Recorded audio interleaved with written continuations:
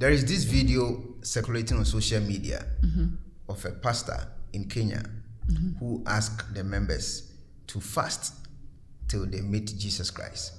And now, as I speak, about 90 or more than 90 did all died. And the rescue team even got to the field to rescue them. Some were even running because they still have to die. If your pastor is asking you to fast and then meet Jesus Christ, what will you tell your pastor? Frankly speaking, I wouldn't fast until I die. You are not going to fast until you die? No. Okay. I'm just going to pretend I'm fasting and go home and eat. You pretend to your pastor that you are fasting and then you go home and eat. Do you know how long it takes for a person to die from hunger? How long? I've not died before, so maybe I have no idea. It could take you... Anyway, this is the video from Kenya. A pastor asked members to fast until, they meet their maker. They are going to heaven. Because they were supposed to go to heaven on the 7th of March. Yes, on the 7th of March. So there was a deadline to die. It was a day, yes. They were supposed to go to heaven on the 7th of March. So one air hostess who was supposed to be part of that flight to heaven threw up her things and then joined the crew on the 8th. She died with her child together. Nice boy. They all died. Yeah, because they're supposed to meet God, I think, on the 8th. Okay. On the 8th of March. Okay. So the fasting, I think it started around January to March. Okay. Because they need to die and then go. You know what I'm saying? All right. So this is the video on the screen. Let me put the video on the screen so you know that you get the idea of what I'm talking about. It's a serious scene. People even got to the scene. The rescue team, they got there. You see the video on the screen. They got to the scene and they found a lot of dick, and people who were part of this whole deal, some ran and they were chasing them like, please come, let's save you. No, we have to die. Yeah, they have to die, because they need to go. Is it biblical though? I have no idea what's going on, but the funny part, the pastor did not die. Yes, because the pastor is holding a bottle of water. Yeah, the pastor you can't drink water if you're hungry. So I suspect he was... Maybe he was not dry fasting, so I don't know. But still, do you see how strong he is? Look at them. I just want you to see the church members. Look, these are all dead bodies, These are all dead bodies. They are taking them to the mortuary, and then look, this guy has fasted too much, This is a serious issue, He's struggling to walk. Yeah. Yes. He even has a drip. This is a serious issue, and then look at the pastor. The pastor is coming from the courtroom, and no, he got bailed. But why now he's free. But why is he walking like he's coming from having lunch? No, he's coming because he was arrested and now he got bailed because there's nothing to prove anything, So the religion. You see, this is that. Too fast. Yeah, this sister wanted to die. And then the rescue team was like, please, let's save you. Please, my sister, we cannot leave you to die.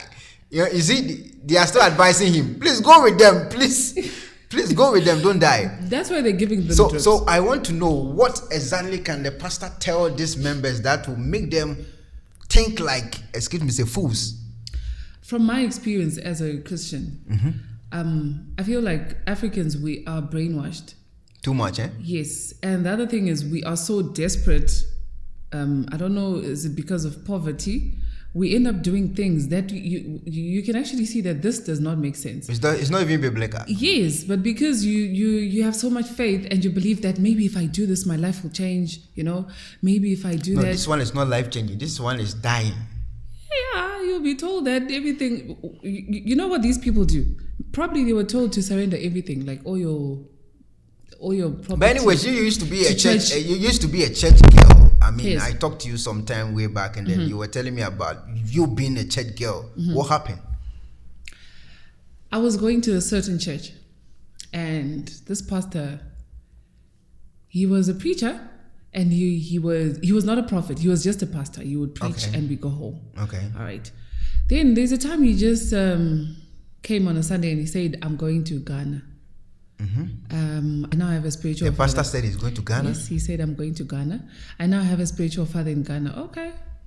He leaves for Ghana. What was the name of this pastor? the name of the pastor. The one who went to Ghana. He was called Pastor Dodo. Why? He's dead? No, he's there.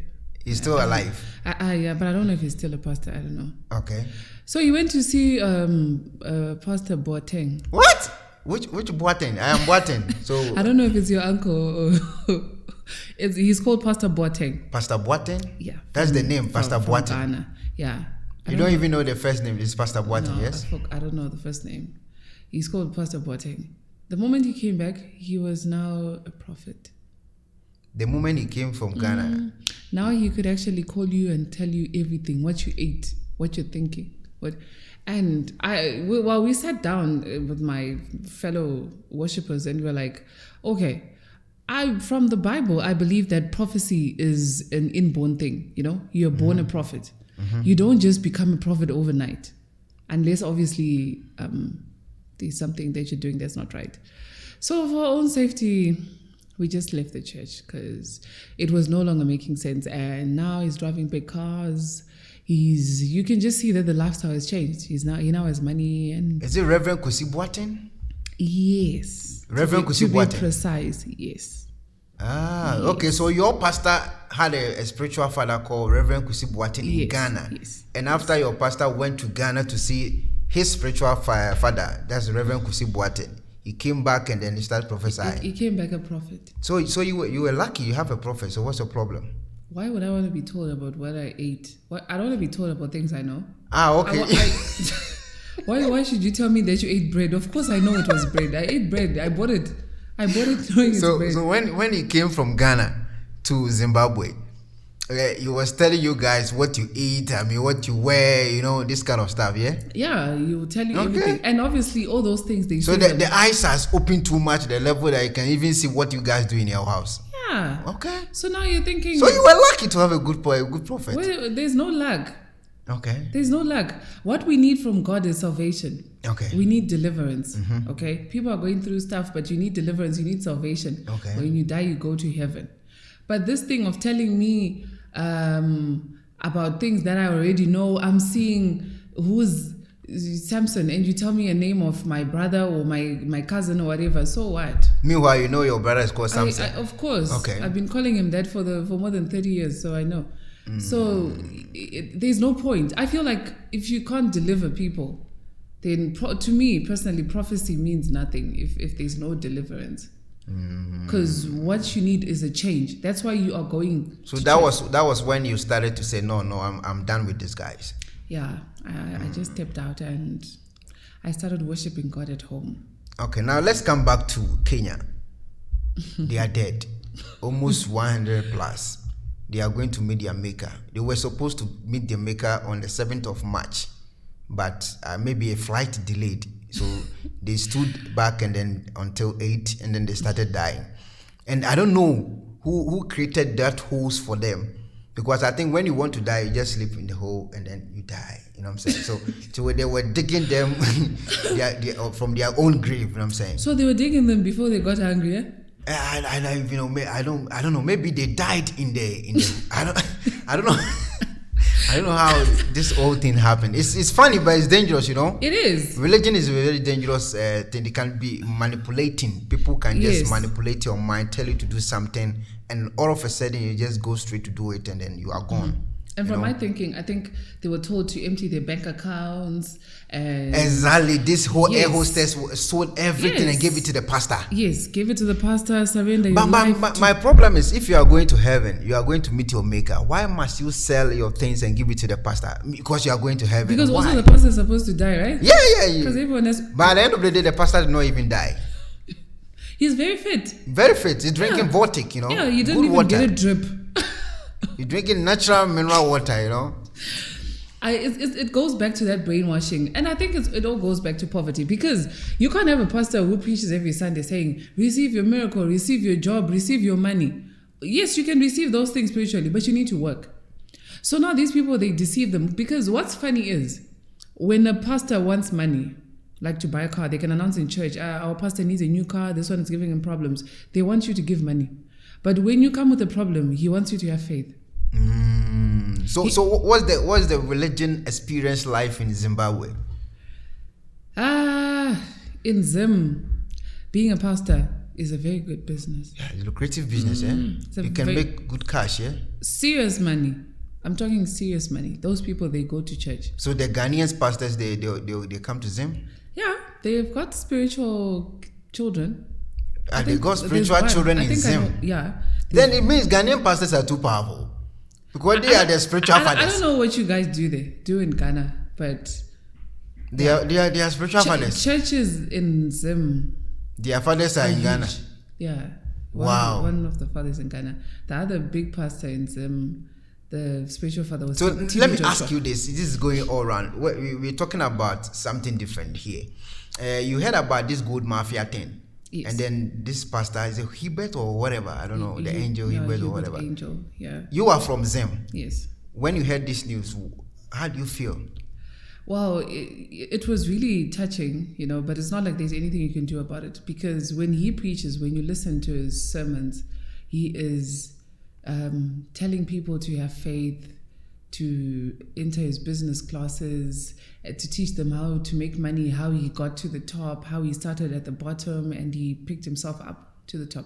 But then when you see this gold mafia thing, you realize that no, he just got into this business and all of a sudden he became a millionaire. It's that easy. So you're going to work for the rest of your life and you're going to seed. He's going to tell you to seed for you to get to where he is. He will tell you that I was seeding to my spiritual father. I was seeding for this. I was seeding for this. Yet no, I think I have to do a live video, like a serious live session with you because you have a lot to tell. So when you heard the news about this Hubert being a pastor involved in criminality, what comes into your mind? Well, it just goes back to how corrupt pastors are. And how they deceive you into thinking that he got all that because he was praying and he was seeding. It's really sad because on social media the congregation, like the people from his church, were actually defending him, saying now this whole thing is fake, or maybe the spiritual children were defending. Yes, because my question was, if he can see, if he can prophesy the way he does, why didn't he see that these people were fake? You're right. You have a point.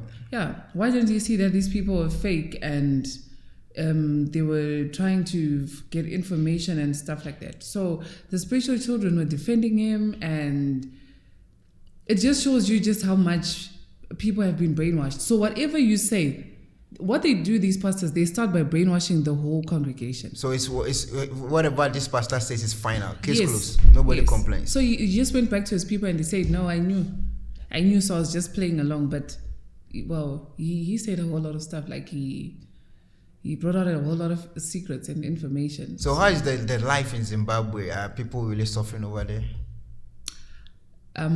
If you have connections, then you have connections, you're fine. But if you don't have, then you don't have. Have you been a spiritual child before? I think I've never been that spiritual. Okay. I've always had that. You've had a daddy before, like a daddy. Have you had this before? Like, this is my spiritual dad, this is my spiritual mom. No. Okay. So you were clever in your spiritual realm. My spirituality never went that far. Okay. Yeah, I've always traded with caution. I think it's because the church I grew up in, you don't give offering, there's no tithe, there's no nothing. Those white garment churches. And there are people who are very prosperous there.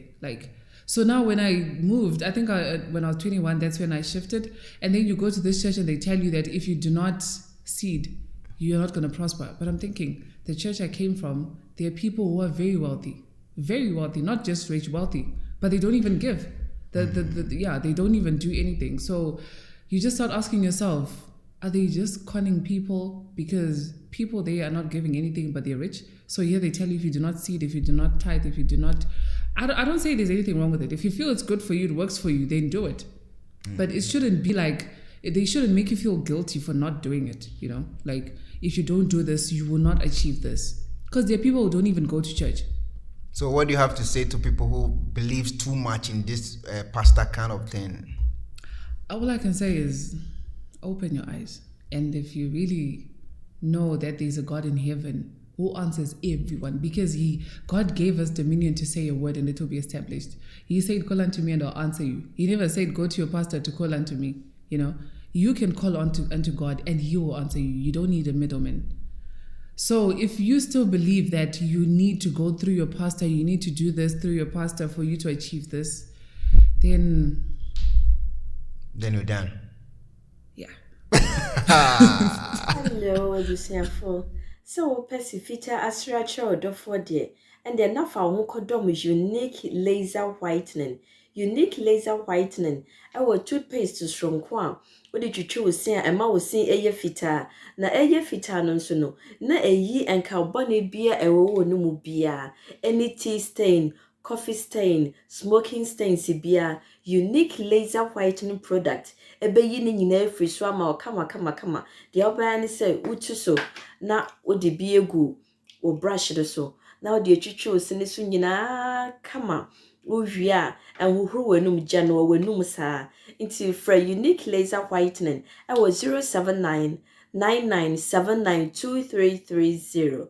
Unique laser whitening. Or say muni seso. Hello, Ebusiafo. So Pesifita Asracha or for dear, and then now for Wonkodom is unique laser whitening.